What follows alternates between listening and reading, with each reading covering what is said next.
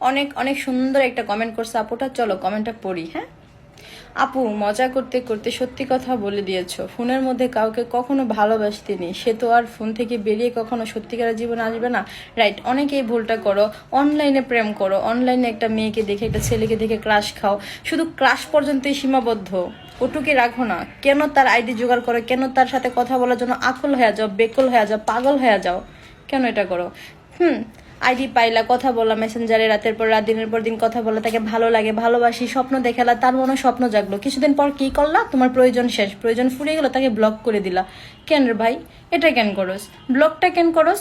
ঠিক আছে, তোর মনের ভিতর জায়গা না দে, তোর বউ না কর, তুই ভালো না বাস, অন্তত ফ্রেন্ড লিস্টে তো রাখতে পারোস, এটাও তো করতে পারোস, মানে এটুকু যোগ্যতাও তাকে দেস না, অথচ তার জন্য কত কি না করস, তার ভালোবাসা পাওয়ার জন্য, তার সাথে একটু কথা বলার জন্য মাহগুমা কত চেষ্টা, কত কি।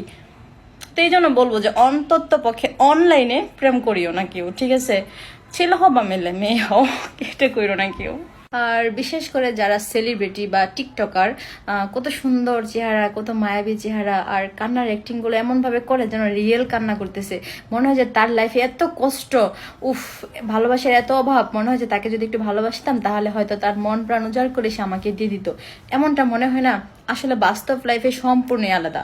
তারা তাদের বাস্তব জীবনে তাদের মনটা মানে পাথরে ঘোরা, জীবনও গলবে না। হ্যাঁ, ভালোবাসি ভালোবাসি অ্যাক্টিংটা ফার্স্ট ফার্স্ট থাকবে, বাট কয়দিন যাক, পুরনো হোক, সেই সেই অভিনেতাটা সত্যি বাস্তব লাইফ অভিনেতাই, বুঝছো? টিকটক দেখো আর সিনেমা দেখো আর যাই দেখো না কেন, ওরা যেমন পর্দা সামনে অভিনয় করতে পারে, বাস্তব লাইফে তার চাইতে বেশি দ্বিগুণ অভিনয় করতে পারে।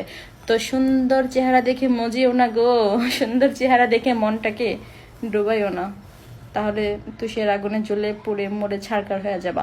মানুষের এত সুন্দর চেহারা, তারপর দেখবা অনেক কত ভালো ভালো বয়ান ছাড়ে, লেকচার দেয় টিকটকে আইসা, আছে না অনেকে, অনেক সুন্দর সুন্দর কথা বলে, মনে হয় যে তার লাইফে সেও বুঝি সত্যি, মানুষটি বুঝি ওই রকম, তার রিয়েল লাইফে বুঝি সত্যি সে এমন, আসলে কিন্তু এটা না, সম্পূর্ণ উল্টাটা।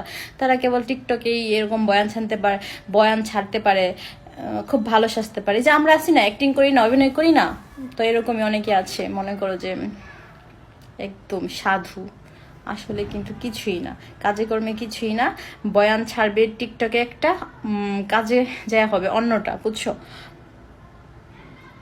ব্লক লিস্ট, এটা খুব খারাপ একটা জিনিস। ফেসবুকটা কেন আসলো দুনিয়াতে? ফেসবুক আর মেসেঞ্জারটা না আসতো, আগে যে চিঠিপত্রের মাধ্যমে প্রেম হতো সেটাই ভালো ছিল, অন্তত তোমাকে ব্লক কইরা কেউ চলে যেতে পারতো না। ব্লক করা মানে একটা অপমান করা, মানে কষ্ট দেওয়া, যে মনের ভিতর কথাগুলো জমা আছে প্রকাশ করতে পারতেছি না, এর চেয়ে বড় কষ্ট আর কিছু হতে পারে না। ব্লক লিস্টটা অনেক খারাপ একটা জিনিস।